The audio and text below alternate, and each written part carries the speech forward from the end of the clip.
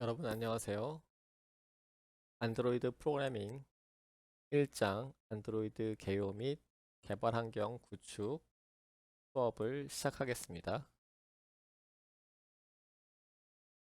1장에서는 목표로 안드로이드 개발 도구를 설치하고 그리고 간단하게 헬로 월드라는 글씨를 출력하는 프로그램을 컴파일하고 실행하는 것을 목표로 하고 있습니다. 여러분이 간단한 어플을 하나 만들고 중간에 자기가 원하는 메시지를 출력할 수 있습니다. 자, 먼저 우리는 안드로이드의 역사에 대해서 살펴보도록 하겠습니다. 2005년 구글이 안드로이드를 인수하였습니다. 2007년에는 OHA 오픈 핸드셋 얼라이언스라는 컨소시엄을 구성을 했고 2007년에 안드로이드 SDK 1.0이 발표가 되었습니다. 그리고 2008년에 최초의 안드로이드 폰인 HTC사의 G1이라는 모델이 출시가 되었습니다. 2005년도가 시작이라고 보면은 20년이 넘은 그런 역사를 갖고 있다고 볼 수가 있겠습니다. 2008년 이후에 계속 안드로이드는 버전을 올리면서 지금까지 계속 새로운 기능도 추가되고 새로운 폰도 출시되면서 발전을 해오고 있습니다. 안드로이드 창립 멤버 앤디 루빈 관련해서 재미있는 일화가 있습니다. 이 앤디 루빈은 이렇게 말했습니다. 안드로이드는 우리나라의 삼성과 인연이 각별하다고 얘기했습니다. 그러면서 다음과 같은 일화를 얘기했는데요. 2005년도 이때 안드로이드 OS를 처음 만들어서 구글에 넘기기에 앞서 삼성전자를 방문했다고 합니다. 그는 삼성의 안드로이드사 인수를 제의했지만 거절당하고 구글에 회사를 팔았습니다. 그리고 구글의 부사장으로 한동안 재직을 했고 2015년에는 스타트업 인큐베이터 플레이그라운드 글로벌을 설립해서 스타트업을 지원하고 있습니다. 안드로이드는 지금 구글이 소유가 되었지만 만약에 2005년도에 안드로이드를 만약에 삼성이 인수했다면 삼성의 소유가 되었을 수도 있겠습니다. 안드로이드 버전에 대해서 살펴보도록 할까요? 안드로이드 버전은 알파벳 A로부터 시작하는 이름을 그것도 재미있게 디저트 이름을 사용을 해왔습니다. 안드로이드 10 버전부터는 디저트 이름을 사용하지 않고 숫자 그대로 사용을 하고 있습니다. 디저트 이름을 사용한 안드로이드 버전들에 대해서 간단하게 살펴보면 다음과 같습니다. 안드로이드 1.0은 알파라는 이름을 갖고 있었고 1.1 베타 그리고 1.5 버전은 컵케이크 그리고 1.6은 도넛 이런 식으로 A부터 시작하는 디저트 이름을 사용해 왔습니다. 이렇게 2018년 파이까지 디저트 이름을 쭉 사용을 해오고 있었는데 파이 버전 이후에 안드로이드 10부터는 더 이상 디저트 이름을 사용하지 않고 숫자를 사용하고 있습니다. 그래서 안드로이드 버전의 따라서 안드로이드 명칭은 그 숫자를 그대로 사용을 하고 있고 2025년도 기준으로는 안드로이드 16 버전이 출시가 되었습니다. 매년 버전이 하나씩 올라가고 있는 것을 볼 수가 있습니다.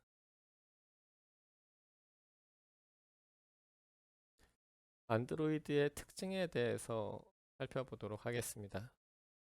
안드로이드는 리눅스 커널 기반으로 동작을 합니다.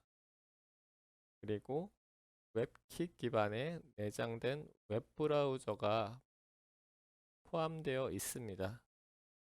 따라서 여러분들이 웹브라우저 기능이 포함된 어플을 만들 때 이 기능을 사용할 수 있기 때문에 상당히 편리하게 웹브라우저 관련된 기능들을 구현할 수 있습니다. 또 오픈GL 2.0을 지원하는 최적화된 그래픽을 지원합니다. 따라서 다양한 그래픽을 활용하는 게임들도 많이 개발이 되고 있습니다. 또한 SQLite 데이터베이스를 지원하기 때문에 데이터베이스를 필요로 하는 어플도 개발이 상당히 편리합니다. 각종 오디오나 비디오 규격을 지원을 하는데 예를 들면 MPEG-4, H.264, MP3, AAC, AMR, JPG, PNG, GIF 같은 각종 동영상, 비디오, 오디오, 그리고 그림 파일들을 지원을 합니다. 따라서 여러분들이 각종 사운드, 비디오 관련된 어플을 만들 때도 이러한 기본 기능들을 충분히 활용해서 편리하게 어플을 개발할 수 있겠습니다. 또한 블루투스나 LTE, 5G, 와이파이도 당연히 지원을 합니다. 이러한 통신 모듈, 통신 기능을 이용해서 여러분들은 각종 통신 관련된 어플도 개발을 할 수가 있겠죠. 그리고 중요한 카메라 역시 기본적으로 지원을 하고 있고 GPS 내장되어 있고 나침반 기능과 가속도계도 대부분 지원합니다. 물론 안드로이드 폰 하드웨어에 따라서 지원되는 센서들이 조금씩 다를 수 있는데 대부분의 안드로이드 폰들이 이러한 다양한 기능과 센서들을 지원하고 있습니다. 또한 에뮬레이터까지 포함이 되어 있어서 여러분들이 실제 안드로이드 폰을 갖고 있지 않더라도 웬만한 기능들은 에뮬레이터를 이용해서 충분히 테스트하고 앱 개발을 할 수가 있겠습니다.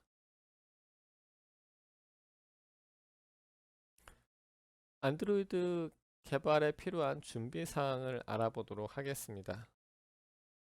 안드로이드 개발을 위해서는 자바 언어에 대한 지식과 경험이 필요하고요. 물론 최근에는 자바 언어 대신에 코틀린 언어를 사용해서 어플을 개발할 수도 있지만 기본적으로 코틀린 언어를 이해하기 위해서라도 자바 언어에 대한 지식이 충분히 또 도움이 될 수가 있겠습니다. 그리고 XML 파일에 대한 이해도 필요합니다. 안드로이드 어플은 실제 내부 로직은 자바 언어로 구성이 되고 또는 코틀린 언어로 구성되겠죠. 그리고 디자인적인 요소들은 XML 파일로 우리가 만들게 되기 때문에 XML 파일에 대한 기본적인 이해도 필요합니다. 그리고 안드로이드 스튜디오 이 도구, 이 프로그램에 대한 사용법도 알고 있어야 하고 그리고 실제로 안드로이드 폰이 어떤 기능들을 갖고 있는지도 이해할 필요가 있겠습니다. 먼저 안드로이드 개발 도구부터 살펴보도록 할까요? 안드로이드 개발 도구는 안드로이드 스튜디오가 일단 대표적입니다. 안드로이드 스튜디오는 무료로 배포되는 도구이면서 에뮬레이터와 각종 디버깅 도구까지 포함하고 있는 강력한 도구가 되겠습니다. 오픈 JDK는 안드로이드 스튜디오에 포함이 되어 있어서 여러분들이 별도로 설치할 필요가 없으며, 안드로이드 SDK도 안드로이드 스튜디오에 이미 포함이 되어 있기 때문에 여러분들은 안드로이드 스튜디오만 설치하면 개발 도구를 갖추게 되겠습니다. 안드로이드 개발 언어는 대표적으로 자바와 코틀린 두 개를 사용합니다.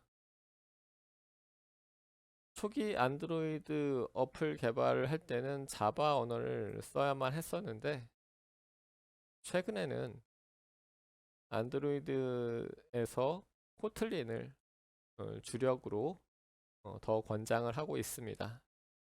자, 이러한 배경에는 오라클과 구글의 소송 전쟁이 있습니다. 2010년 데이터베이스로 유명한 오라클은 자바를 인수했습니다. 그리고 구글이 안드로이드를 개발하면서 1만 라인 이상의 자바 API를 베꼈다고 비난하고, 또 소송을 제기하면서 지식재산권 침해 비용으로 90억 달러, 약 10조 원을 요구했다고 합니다. 자, 그런데 미국 연방법원에서 구글이 안드로이드 OS를 출시하면서 오라클이 지식재산권을 소유한 자바 프로그래밍 언어를 일부 사용한 사실이 인정되지만 저작권을 침해하진 않았다고 최종 판단하면서 이 소송은 마무리되었다고 합니다. 구글은 이후에도 코틀린을 적극적으로 추천하면서 이러한 소송 문제를 대비하고 있는 것 같습니다. 아무래도 자바는 이러한 지식재산권 문제가 또 생길 여지가 있을 수 있기 때문에 지식재산권 문제와 전혀 상관이 없는 코틀린을 구글이 더 권장하는 것, 이런 배경 때문에 그렇다고 보입니다. 자, 여러분들은 안드로이드 스튜디오를 먼저 설치를 하는 것이 제일 중요합니다. 안드로이드 스튜디오는 디벨로퍼 안드로이드.com 사이트에서 무료로 받을 수 있습니다. 먼저 안드로이드 스튜디오 설치를 위해서 이 사이트에 접속을 하고 다운로드 버튼을 눌러서 설치를 시작하면 되겠습니다. 먼저 설치 전에 라이선스 계약에 동의를 해야 합니다. 동의함 체크하고 여러분들이 다운로드 받는 시점에 있어서 가장 최신 버전을 다운로드 받으면 되겠습니다. 수시로 업그레이드가 되고 버전업이 되기 때문에 가장 최신 버전을 받는 것을 추천합니다. 다운로드가 되고 설치를 시작하면 넥스트 버튼을 눌러서 설치가 진행되고, 그리고 안드로이드 버추얼 디바이스라는 가상 기계를 설치할지 여부를 선택할 수가 있습니다.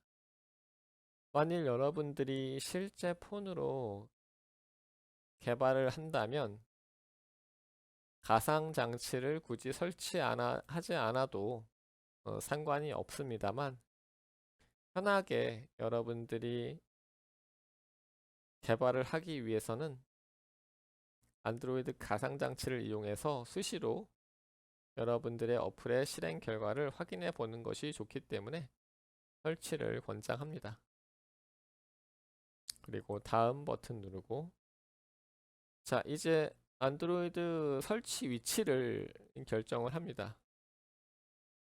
디스크 공간이 충분히 남아 있어야 하기 때문에 여러분들의 하드디스크 공간을 확인해서 여유 있는 공간에 폴더를 만들고 안드로이드 스튜디오를 설치하면 되겠습니다.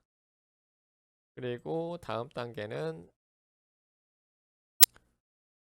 시작 메뉴에 폴더 이름을 정할 수 있습니다. 기본 값인 안드로이드 스튜디오를 선택하고 인스톨 버튼을 누르면 설치가 진행이 됩니다. 자, 이렇게 설치가 진행되는 것을 확인할 수 있고, 설치가 끝나면 넥스트 버튼을 누릅니다. 자, 설치가 끝났습니다. 그러면 체크박스를 누르고 피니시 버튼을 눌러서 안드로이드 스튜디오를 실행할 수 있습니다. 안드로이드 스튜디오가 실행이 되면 이렇게 배너 그림이 나오면서 실행이 됩니다. 배너 그림은 여러분들이 다운로드 받은 버전에 따라서 달라질 수 있겠습니다. 자, 그 다음은 안드로이드 스튜디오에 도움을 주기 위해서 다양한 정보들을 안드로이드 쪽으로, 구글 쪽으로 전송을 하겠는지 그것을 이제 묻는 질문이 나오는데, 도움을 주겠다라고 하면 오른쪽 버튼을 누르고 여러분의 정보가 노출되는 것을 원하지 않다면 Don't Send를 클릭하면 되겠습니다. 자, 그 다음 웰컴 화면으로 넘어가서 넥스트 버튼을 누릅니다. 자, 이거는 마법사 위저드입니다. 안드로이드 스튜디오에 세팅을 하는 그런 메뉴들이, 여러가지 선택사항들이 나오게 되는데요. 인스톨 타입은 일단 표준 스탠다드로 하겠습니다. 그리고 넥스트를 누르면 여러분의 세팅 값들이 확인이 되면서 다음 단계 설치를 진행합니다. 이 단계에서 라이선스 동의를 한 번 더 해주고 넥스트를 누르면 필요한 컴포넌트들을 다운로드 받는 화면으로 진행합니다. 자, 컴포넌트가 다 다운로드가 끝나면 다음 단계는 안드로이드 스튜디오가 실행이 되고 새로운 프로젝트를 시작할 수 있는 화면이 나옵니다. 자, 여기서 우리는 새로운 프로젝트를 실행하기 전에 SDK 매니저를 선택해서 현재 설치된 SDK 버전을 확인해 볼 수 있습니다. 아마 여러분이 설치하는 시점에 따라서 버전은 조금씩 다를 수 있겠습니다. 그리고 가상장치 매니저, 버추얼 디바이스 매니저를 클릭하면 여러분 컴퓨터에 설치된 가상장치도 확인할 수 있습니다. 이 가상장치의 버전도 아마 여러분이 설치할 때 버전을 확인하면 그때그때 조금씩 다를 수 있겠습니다. 계속 버전업이 되기 때문에 아마 최신 버전으로 가상장치가 설치가 되어 있을 겁니다. 자, 이제 프로젝트를 새롭게 시작하면 어떤 유형으로 프로젝트를 만들지 선택사항이 나오는데, 이때 Empty View Activity를 선택합니다. 가장 기본적으로 우리가 선택할 수 있는 항목이 되겠습니다. 자, Empty View Activity 선택하면 프로젝트 액티비티의 이름, 그리고 패키지 이름, 그리고 위치, 그리고 언어, 자바와 코틀린이 있겠죠. 그리고 SDK 버전을 선택하게 하는데, 여기서 언어를 자바로 바꾸고 피니시를 누르면 이렇게 프로젝트가 자동으로 생성돼서 자바 소스가 화면에 나타나게 됩니다. 만일 안드로이드 에뮬레이터를 위한 그 하이퍼바이저 드라이버를 설치하라는 메시지가 나온다면 넥스트를 눌러서 설치를 진행하게 하면 되겠습니다. 자, 이렇게 기본적으로 메인 액티비티가 작성이 된 상태에서 플레이 버튼을 눌러서 실행하면 오른쪽에 에뮬레이터 화면에 헬로 월드라는 자동으로 만들어진 어플이 실행된 것을 볼 수 있습니다. 여러분들이 안드로이드 스튜디오를 잘 설치하고 그리고 지금 여러가지 단계들, 설정 단계들을 잘 따라왔다면 아마 이 화면을 볼 수가 있을 겁니다. 만일 여러분들이 혹시 테마를 선택하고 싶다면 세팅 메뉴에서 Appearance and Behavior에서 Appearance 클릭하고 테마를 선택해서 다크나 라이트 테마를 선택하는 것도 가능합니다. 다크 테마와 라이트 테마 그리고 그 외에 다른 테마들도 있는데 여러분이 원하는 테마를 선택할 수 있고 본 교재에서는 그리고 본 강의에서는 라이트 테마를 이용해서 작업을 계속 진행하도록 하겠습니다. 그리고 안드로이드 스튜디오 설정을 할 때 상당히 중요한 부분이 있는데요. 안드로이드 스튜디오 메뉴에서 파일, 세팅즈의 에디터로 가고 에디터의 제너럴 항목에서 오토 임포트라는 항목을 선택합니다. 그러면 Optimize Import on the Fly와 Add Unambiguous Import on the Fly라는 두 개의 항목이 있는데 이 두 항목을 모두 체크해 주는 것이 중요합니다. 먼저 이 Optimize Import on the Fly는 자동으로 임포트를 시켜주는 그런 편리한 기능입니다. 여러분들이 여러가지 API 함수들을 쓸 때 임포트를 꼭 해줘야 되는데 필요한 임포트를 해줘야 되는데 그걸 자동으로 해주는 기능이 되겠습니다. 그리고 add an unambiguous import on the fly 이것 역시 unambiguous라는 것은 애매하지 않은 이죠. 애매하지 않은 임포트를 자동으로 추가해 준다.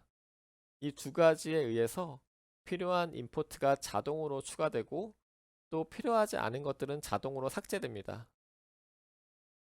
이 두 가지 옵션을 통해서 여러분들이 상당히 편리하게 코딩을 할 수가 있게 됩니다. 만약에 여러분이 특정한 기능을 쓰게 된다면 그것이 unambiguous, 즉 동일한 어떤 기능이 여러 개의 모듈에 포함되어 있지 않은 unambiguous한 상태라면 자동으로 임포트가 되기도 하고 여러분이 기능을 삭제하면서 임포트가 필요하지 않은 시점에서는 옵티마이즈 시켜서 불필요한 것들을 제거해 주기 때문에 상당히 편리한 기능이 되겠습니다. 자, 그리고 안드로이드 가상장치를 추가로 생성하는 것을 추천을 합니다.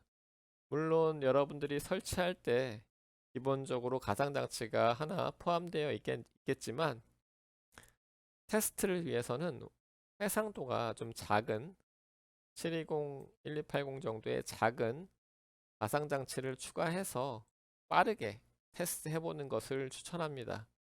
그래서 추가로 작은 해상도의 가상장치를 만드는 것을 추천합니다.